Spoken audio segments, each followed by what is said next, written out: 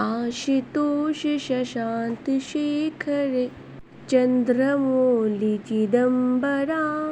कोटि कोटि प्रणाम शंभु कोटि नमः दिगंबरा। कोटि नमः दिगंबरा। कोटि नमः दिगंबरा। जय शिव शंभु। हर हर महादेव। दोस्तों स्वागत है आप सभी का मेरी इस व्रत कथा कहानी चैनल में। आज सावन सोमवार का दूसरा दिन है। सोमवार व्रत की कथा और शिव जी की आरती। आज सावन का दूसरा सोमवार है। भगवान शिव के विशेष कृपा पाने के लिए सावन सोमवार व्रत का काफ़ी महत्व बताया गया है। इस व्रत पे शिवलिंग का जलाभिषेक जरूर करना चाहिए। साथ ही व्रती को शिव की विधि विधान से पूजा करने व्रत की पावन कथा भी जरूर सुननी चाहिए। सावन सोमवार व्रत की कथा कुछ इस प्रकार है। एक समय की बात है, किसी नगर में एक साहूकार रहता था।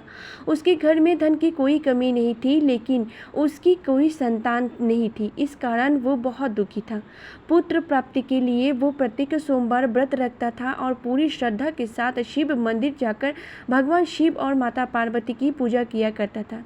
उसकी भक्ति देखकर एक दिन माँ पार्वती प्रसन्न होकर बोली, हे भगवान, शिव से उस साहूकार की मनोकामना पूर्ण करने के लिए आग्रह किया। पार्वती जी ने इच्छा सुनाकर भगवान शिव ने कहा कि हे पार्वती, इस संसार में हर प्राणी को उसके कर्मों का फल अवश्य मिलता है और जिसके भाग्य में जो है उसे भुगतना ही पड़ेगा। लेकिन पार्वती जी ने साहूकार की भक्ति का मान रखने के लिए उसकी मनोकामना पूर्ण करने के लिए इच्छा जताई है।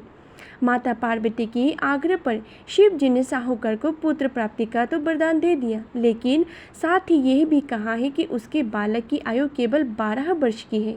माता पार्वती और भगवान शिव की बातचीत तो साहूकार सुन रहा था। उसे तो इस बात की भी खुशी नहीं थी और ना ही दुख था। वो पहले की भांति शिव जी का पूजा करता रहा। कुछ समय के बाद साहूकार के घर एक पुत्र का जन्म हुआ।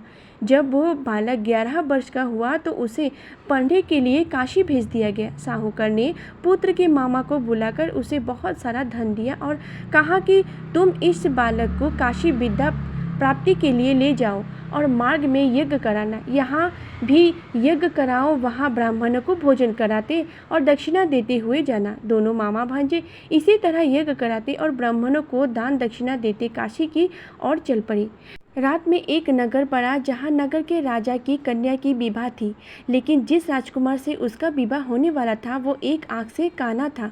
राजकुमार के पिता ने अपनी पुत्र की काना होने की बात को छिपाने के लिए एक चाल सोची। साहूकार के पुत्र को देखकर उसके मन में एक विचार आया। उसने सोचा कि क्यों न इस लड़के को दूल्हा बनाकर राजकुमारी से विवाह करा दूं। विवाह के बाद इसको धन देकर विदा कर दूंगा और राजकुमारी को अपने नगर ले जाऊंगा। लड़के को दूल्हे की वस्त्र पहनाकर राजकुमारी से विवाह तो करा दिया, लेकिन साहूकार का पुत्र बहुत ईमानदार था। उसे यह बात न्याय संगत नहीं लगी। उसने अवसर पाकर राजकुमारी की चुन्नी के पल्लू पे लिख दिया कि तुम्हारा विवाह तो मेरा साथ हुआ है, लेकिन जिस राजकुमार के साथ तुम्हें भेजा जाएगा वो एक आँख से काना है। मैं तो काशी पढ़ने जा रही हूँ। जब राजकुमारी ने चुन्नी पर लिखी बातें पढ़ी तो उसने अपने माता पिता को यह बातें सुनाई।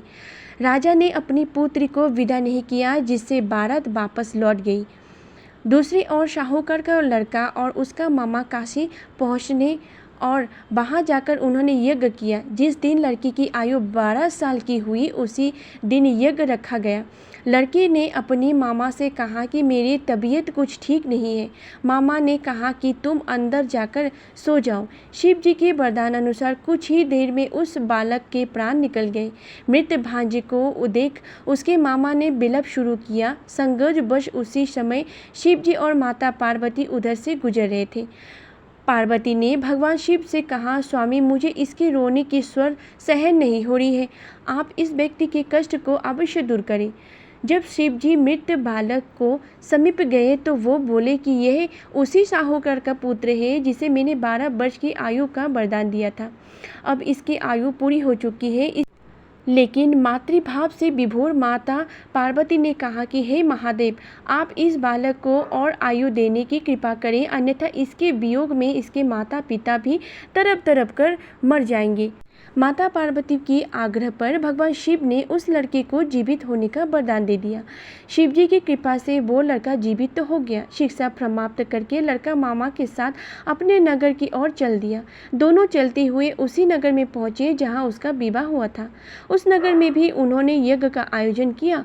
उस लड़के के ससुर ने उसे पहचान लिया, खातिरदारी की और अपनी पुत्री को विदा किया। इधर साहूकार और उसकी पत्नी भूखे प्यासे रहकर बेटे की प्रतीक्षा कर रहे थे। उन्होंने प्रण कर रखा था कि यदि उन्हें अपनी बेटी की मृत्यु का समाचार मिले तो वही प्राण त्याग देंगे, परंतु अपनी बेटी की जीवित होने का समाचार पाकर वो बेहद प्रसन्न हुई। उसी रात भगवान शिव ने व्यापारी के स्वप्न में आकर कहा, हे श्रेष्ठ, मैंने तेरे सोमवार के व्रत करने और व्रत कथा सुनने से प्रसन्न होकर तेरे पुत्र को लंबी आयु प्रदान की है। इस प्रकार जो कोई सोमवार व्रत करता है या कथा सुनता है और पढ़ता है, उसके सभी दुख दूर हो जाते हैं और समस्त मनोकामना पूर्ण होते हैं। मन से बोलिए भोलेनाथ की जय हो, माता पार्वती की जय। ये सुनते हैं भोलेनाथ की आरती। ओम जय शिव ओमकारा, स्वामी जय शिव ओमकारा, ब्रह्मा विष्णु सदा शिव अर्धांगी धारा। ओम जय शिव ओमकारा, एकानन चतुरानन पंचानन राजे, हंसानन गुरुदासन विषिवाहन साजे। ओम जय शिव ओमकारा, दो भुज चार चतुर्भुज, दस भुज अति सोहे, त्रिगुण रूप निरखता त्रिभुवन जन मोहे। ओम जय शिव ओमकारा, स्वामी जय शिव ओमकारा, अक्षमाला बनमाला मुंडमाला धारी, त्रिपुरारी कंसारी करमाला धारी। ओम जय शिव ओमकारा, पीतांबर पीतांबर पागंबर अंगे, सनकादिक गुरुनादिक भूतादिक संगे। ओम जय शिव ओमकारा, स्वामी जय शिव ओमकारा, करके मध्य कमंडलु चक्र त्रिशूल धाता, सुखकारी दुखहारी जग पालनकारी। ओम जय शिव ओमकारा, स्वामी जय शिव ओमकारा, ब्रह्मा विष्णु सदा शिव जानत अविवेका, प्रणवाक्षर मध्य ये तीनों एका। ओम जय शिव ओमकारा, स्वामी जय शिव ओमकारा, त्रिगुण शिव जी की आरती जो कोई नर गावे, कहते शिवानंद स्वामी मन वंचित फल पावे। ओम जय शिव ओमकारा, ओम जय शिव ओमकारा, स्वामी जय शिव ओमकारा, ब्रह्मा विष्णु सदा शिव अर्धांगी धारा। ओम जय शिव ओमकारा।